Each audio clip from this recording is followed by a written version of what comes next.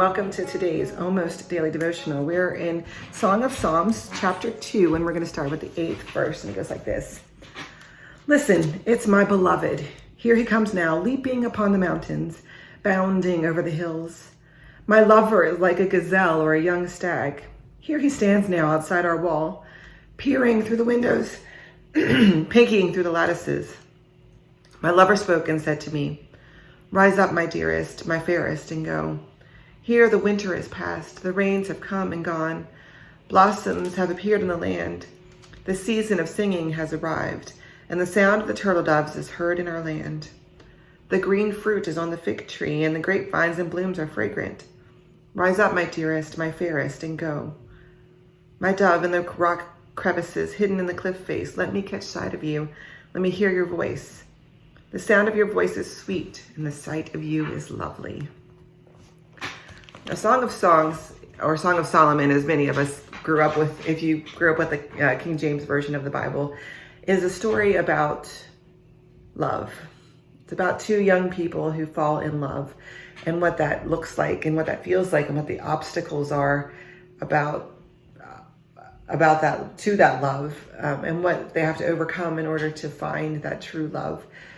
And it's a challenging book. We don't read it very often because love in our culture and in our world is so bound up with all of these pieces of string that tie us to cultural understandings. It ties us to our own experiences of love, which may or may not be positive.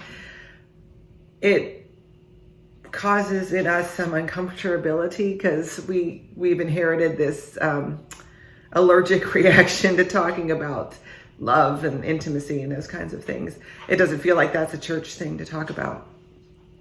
And so the church developed a theology that made the book safer. It made it easier for us to Christianize and to use in a church context. And that was to say that God is the man in the story, and the church is the female in the story. You may have heard of this, the bride of Christ kind of thing. And that's not really what the story is about at all. I don't think it's a God metaphor. I think it's a reflection of what love really looks like. Pure love, authentic love, true love, what it actually means when we experience love in its purest form. And I think it also means we need to realize that we carry all this baggage. And so when we hear about God loving us, or love one another as God has loved you, or love your neighbor as yourself, and this clear message throughout the Bible that the primary thing that Christians should do is to love one another, to love your enemies. It's all bound up in this idea, these cultural baggages, this cultural boundaries that we put on it. And does that prevent us from hearing what love actually means? Does that prevent us from hearing that God loves us in a way that is pure, in a way that is authentic, in a way that makes us want to go run in the fields and hear the voice of God?